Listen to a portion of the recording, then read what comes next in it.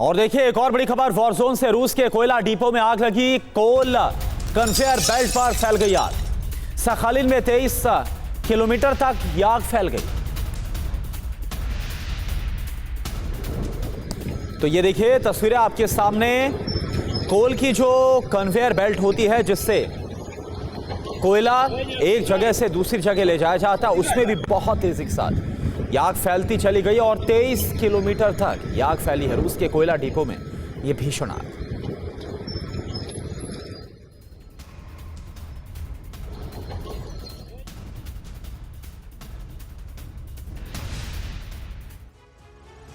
और वहीं यूरोप पर रूसी खतरा लगातार बढ़ रहा है। बीते हफ्ते रूस ने आईसीबीएम और आईआरबीएम न्यूक्लियर मिसाइलों को वॉर रेडी किया और इस खतरे को देखते हुए अमेरिका ने ब्रिटेन में अपने परमाणु बम को तैनात कर दिया। यह तैनाती रूस और ब्रिटेन के बीच बढ़े तनाव के बाद की है, लेकिन जिस ताकत का इस्तेमाल करके अमेरिका रूस पर दबाव बनाना चाहता है वो दांव उल्टा पड़ता नजर आ रहा है, क्योंकि ब्रिटेन में अमेरिकी एटम बम तैनात होते ही रूस ने पोलैंड की सीमा के करीब हमले बढ़ा दिए और इसके साथ ही पुतिन ने सीजफायर लागू करने पर रूसी शर्तें कड़ी कर दी। आप देखिए कैसे यूरोप पर रूस का खतरा बढ़ता जा रहा है और अमेरिकी रणनीति के बाद हालात क्यों खराब हो रहे हैं।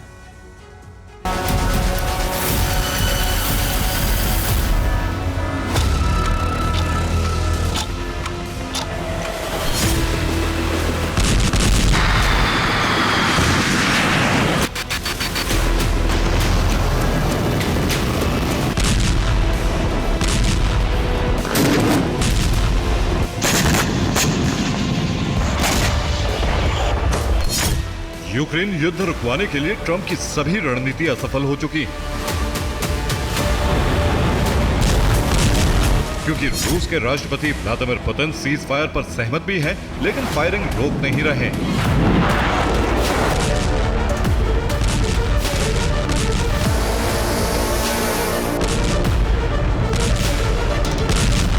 नरम रुख के नाकाम होने के बाद ट्रंप ने सख्ती दिखाई, प्रतिबंधों की धमकी दी, लेकिन बात नहीं बनती देख तरकश से अंतिम तीर चला दिया।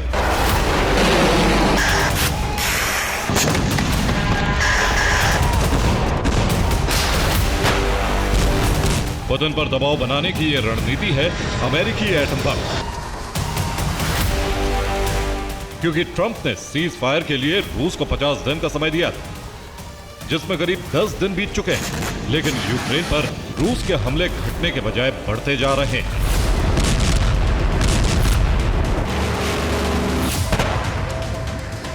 इन हमलों का रुख अब यूरोप की ओर होता जा रहा है।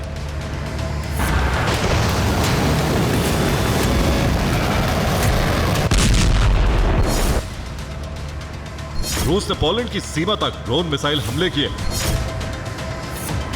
रूस ने अपनी यार्स और एशनेक को वॉर रेडी कर दिया। रूस ने ब्रिटेन पर एटमी हमलों की धमकी जारी कर दी। ट्रंप ने रूस पर दबाव बढ़ाने के लिए न्यूक्लियर रणनीति लागू कर दी।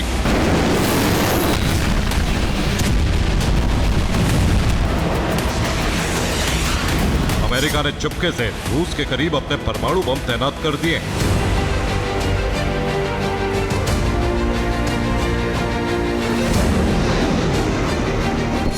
ब्रिटेन सहित पूरे यूरोप को न्यूक्लियर अम्ब्रेला का सुरक्षा कवच देने के लिए यह कदम उठाया गया। बीते हफ्ते अमेरिका के thermonuclear gravity atom bomb Britain पहुंच चुके हैं। साल 2005 में अमेरिका ने पहली बार ब्रिटेन में अपने परमाणु बम तैनात किए। 2008 के बाद ब्रिटेन में परमाणु बम तैनात नहीं किए गए। 17 साल बाद अब ब्रिटेन में अमेरिका के परमाणु बम पहुंच चुके हैं।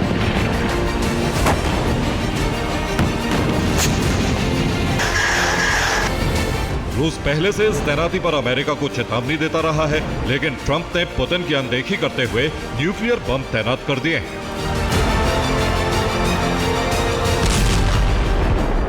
बीते हफ्ते अमेरिका के FNWC यानी कि air force nuclear weapon centre Kirtland new Mexico से एक कार्गो विमान ने उड़ान भरी। अटलांटिक सागर को पार करते हुए यह विमान इंग्लैंड पहुंचा और यहां पर रॉयल एयरफोर्स के सबसे अहम एयरबेस पर उतरा।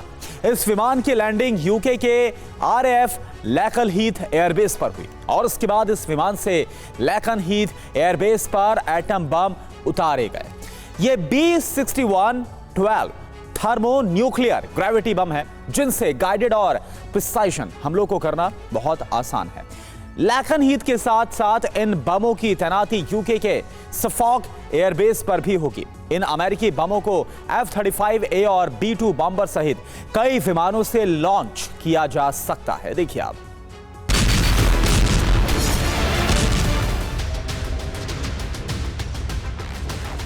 ट्रंप की इस परमाणु तैनाती पर पुतिन भड़क उठे हैं और उन्होंने इस दबाव का जवाब फिलहाल डिप्लोमेसी से देने का फैसला किया। क्रेमलिन के प्रवक्ता दिमित्री पेस्कोव ने कहा है कि सीज फायर में बाधा रूस नहीं बल्कि यूक्रेन। क्रेमलिन ने कहा है कि रूस शांति वार्ता के लिए तैयार है। राष्ट्रपति पुतिन कई बार इस विवाद के शांतिपूर्ण समाधान पर जोर दे चुके हैं, लेकिन रूस के लक्ष्यों की पूर्ति ही इस विवाद का शांतिपूर्ण समाधान है।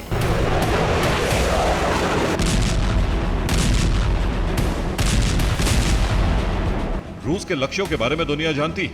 उसका लक्ष्य है दीपर नदी तक यूक्रेन पर अपना नियंत्रण स्थापित करना और इस लक्ष्य को पूरा करने के लिए हमले जारी हैं।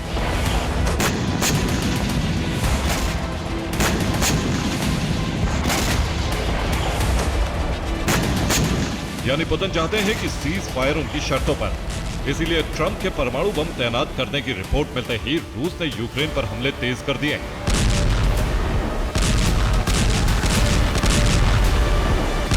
अब यह खतरा यूक्रेन के आगे यूरोपियन और नाटो सदस्य देशों की ओर बढ़ रहा है।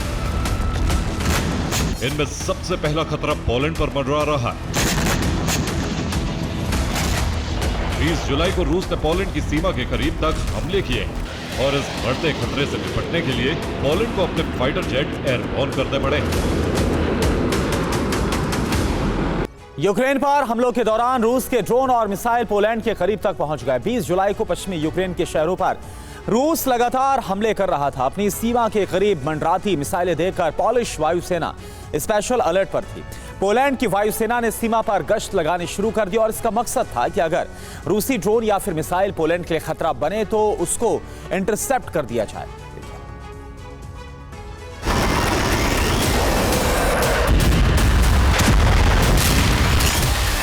ट्रंप की ब्रिटेन में एटमी तैनाती और यूरोप की ओर बढ़ रहे पुतिन की रणनीति से साफ है कि बड़ी जंग की तैयारी की जा रही।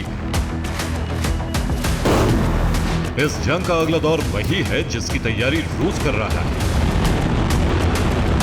रूस बड़ी जंग के लिए बड़े पैमाने पर ड्रोन बना रहा है। रूसी मीडिया ने ततारस्तान की एक ड्रोन फैक्ट्री का वीडियो जारी किया है। इस फैक्ट्री में शाहेद 136 और गैरान के अपग्रेडेड वर्जन तैयार किए जा रहे हैं। रूस एक महीने में 3 लाख से ज्यादा ड्रोन तैयार कर रहा है, जिन्हें आने वाली जंग में इस्तेमाल किया जाए। रूस की इस तैयारी को देखते हुए यूरोप ही नहीं बल्कि कनाडा भी स्पेशल अलर्ट पर। यूक्रेन सहित यूरोप के देशों ने बड़े पैमाने पर ड्रोन प्रोडक्शन शुरू कर दिया है। यूक्रेन ने वर्टस अटैक ड्रोन की बैटल ग्राउंड टेस्टिंग शुरू कर दी। अमेरिका ने यूरोप में YFQ-42A अनमैन्ड फाइटर ड्रोन का प्रोडक्शन शुरू करने की बात कही। फ्रांस ने स्विच ब्लेड मिसाइल का स्वदेशी विकल्प RCH-140 और RCH-170 वर्जन तैयार कर लिया।